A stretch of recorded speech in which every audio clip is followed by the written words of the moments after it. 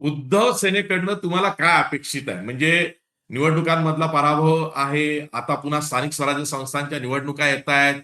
पक्ष संघटना पातळीवरती आणि जिथं केडर बेस म्हणजे शाखांचा पक्ष आहे अ, उद्धव सेना आणि माझ्या एकूण आकलनानुसार अगदी मुंबईतही ठाणे अपवाद आहे फक्त आणि इतरत्रही मुंबई आणि ठाणे सोडून इतरत्र अजूनही बहुतेक शाखांचं जाळं हे मातोश्रीकडं किंवा उद्धव ठाकरेंकडं आहे.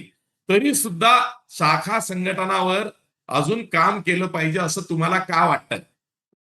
असं आहे की मुळामध्ये ज्या वेळेला शिवसेनेची सुरुवात झाली होती महाराष्ट्रामध्ये पक्ष वाढण्याच्या संदर्भामध्ये 1985 साली हिंदू हृदय सम्राट शिवसेना प्रमुख मान्य बाळासाहेब ठाकरे यांच्या उपस्थितीमध्ये एक महाडला अधिवेशन झालं. त्या अधिवेशनाला आम्ही होतो.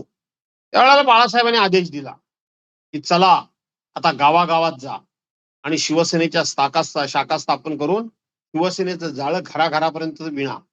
घराघरामध्ये शिवसेनेत मला दिसला पाहिजे. आणि मुंबईतून पेड्यासारखे लोक, झपाटल्यासारखे लोक, मंतरलेले लोक हे गावागावामध्ये आले. गावागावामध्ये आलोय आणि प्रत्येक गावामध्ये एक एक माणूस कोणतरी हाताला धरून त्यांनी शाखा तिथे काढल्या. त्या शाखेचे बोर्ड गावाच्या वेशीवर लागायला लागले. त्या बोर्डावर भगवा ध्वज त्या ठिकाणी दिसायला लागला. आणि म्हणून त्यावेळेला जो काही सत्ताधारी पक्ष होता, बलाढ्य पक्ष होता, विशेष करून काँग्रेस पक्ष होता, त्याची एवढी दहशत होती, दादागिरी होती, सत्ता होती. त्या काळामध्ये शिवसेनेच्या शाखा काढणं आणि गावाच्या वेशीवर शाखेच्या नावाचा बोर्ड लावणं सोपी गोष्ट नव्हती. पण त्या बोर्डानी शिवसेनेची ओळख ग्रामीण भागामध्ये घराघरामध्ये करून दिली आणि बघता बघता हा पक्ष राज्यामध्ये सत्तेवर आला. देशामध्ये कैलासवासी मनोहर जोशी सरांच्या रूपानं अध्यक्ष म्हणून पार्लमेंटमध्ये मनोहर जोशी झाले शिवसेनेचे. आज पुन्हा नव्यानं हरिओम म्हणण्याची वेळ आली आहे. कोणी मान्य करो अगर न करो, मी जे परवा शिबिर घेतलं त्याच्या संदर्भातला हा तुमचा प्रश्न आहे.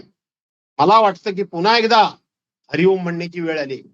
पुन्हा एकदा या लोकांना त्या ठिकाणी आव्हान करणं, त्यांना चार्ज करणं आणि गावागावामधून शाखा उभी करून नवीन शिवसैनिक, नव्या दमाचे, नवीन चैतन्य असलेले आणि सध्याचं संकट आहे, या संकटाची जाणीव करून त्या संकटाच्या विरोधात लढण्याची आपल्याला संधी आली. अशा प्रकारचा विचार घेऊन गेलं पाहिजे या मताशी मी ठाम आहे आणि मी माझ्या मतदारसंघात आणि कोकणामध्ये हे काम सुरू केलंय. याच प्रश्नाची दुसरी बाजू अशी आहे की आपण जर का एकनाथ शिंदेच्या शिंदे सेनेचा विचार केला तर आज मुंबईमध्ये परिस्थिती अशी आहे 2017 ते 2022 या 5 वर्षांच्या काळामध्ये जे नगरसेवक होते ते आता माजी जरी असले गेल्या 3.25 वर्षांपासून तरी त्यातले 40 माजी नगरसेवक शिंदे सेनेकडे गेलेले आहेत. अशा वेळेस तुम्हाला असं वाटतं की नवे उमेदवार शोधणं शाखांमध्ये नव्या नियुक्त्या करून ऊर्जितावस्था आणणं मुंबईसारख्या ठिकाणी आणि इतरत्र ते शक्य आहे? 100% शक्य आहे. काहीही अवघड नाहीये. याच्यामधले जे काही माजी नगरसेवक आहेत ते वर्षानुवर्ष त्या ठिकाणी उमेदवारी घेत होत्या आणि वर्षानुवर्ष त्या ठिकाणी उमेदवाऱ्या घेत असल्यामुळे नवीन नेतृत्वाला वाव मिळत नव्हता, नवीन नेतृत्वाला संधी मिळत नव्हती. ती नवीन नेतृत्व आपण हिरली पाहिजे. त्या नवीन नेतृत्वामध्ये गट्स आहेत का हे आपण शोधले पाहिजेत. कोणतरी सोम्या गोम्या उभा करून चालणार नाही, हे लक्षात घ्या. आणि म्हणून त्यांना अडचणीची जाणीव करून देऊन या अडचणी म्हणजे तुमच्याकरता चालून आलेली एक संधी आहे. ही संधी जर तुम्ही सोडली तर पुन्हा तुम्हाला संधी लवकर येईल की नाही येईल हे येणारा काळ सांगेल, आम्ही सांगू शकत नाही. आणि म्हणून ही संधी घ्यायची अशा प्रकारचा जबरदस्त एक दुर्दम्य एक अशा प्रकारचा आत्मविश्वास नवीन नेतृत्वामध्ये आपण जर निर्माण करू शकलो तर आपल्याला असं म्हणता येईल की झाडावरची जुनी पिकलेली पानं गळली आणि नवीन पालवी म्हणजेच आमचा पक्ष हा नवीन पालवीच्या रूपानं जोमानं पुन्हा एकदा बहरलेला दिसेल असा मला आत्मविश्वास सांगतो.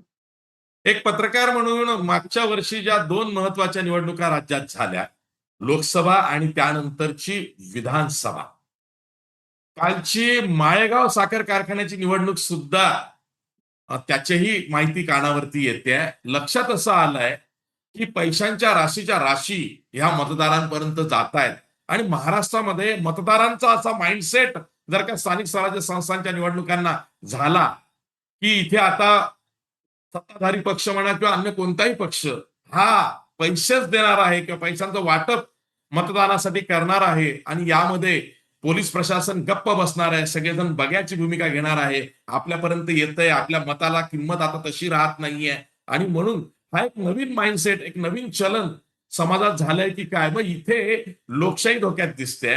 इथे तुम्ही जे बोलताय की पक्षामध्ये ऊर्जितावस्था आणा, कार्यकर्ते आणा, पण जर का मतदार बदलला तर काय करणार? हा धोका आहेच. हा धोका नाकारून चालणार नाही. काय कोण असं होणार नाही, विकले जाणार नाही, सगळे विकले जातात काय वगैरे वगैरे असं नाही. हा पैशाचा धोका आहेच. हा नाही म्हणून चालणार नाही. पण हे पैसे म्हणजे विष आहे. हे पैसे म्हणजे तुमच्या भविष्य काळावर घालाय. हे आपण जाणीव करून दिली पाहिजे, प्रबोधन करून दिलं पाहिजे. आणि म्हणून मी जो शाखा प्रमुख चार्ज करतोय, कारण शाखा प्रमुख म्हणजे त्या गावचा आमचा रखवालदार आहे. तो जर रखवालदार खंबीरपणे, रखवालदार म्हणजे ग्रामीण भागामध्ये आता राखीण देतात, कोकणामध्ये तुम्हाला कदाचित माहित नसेल, तुम्ही मराठवाड्यातले आहात ना? नाही नाही, विदर्भात. तुमच्याकडं मी विदर्भातला आहे. विदर्भातले आहात, बरं. तर आमच्याकडे आता राखण द्यायचा एक प्रकार असतो, वर्षातून ओके. एकदा राखण द्यायची. म्हणजे काय की तो जो रखवालदार कोणी जो असतो, राखणदार, त्याने वर्षभर आमचं संरक्षण करावं. तसा आमचा राखणदार शाखा प्रमुख आहे. मी तुम्हाला सांगतो, मी इतका जीव फुंकला शाखा प्रमुखांच्या मध्ये.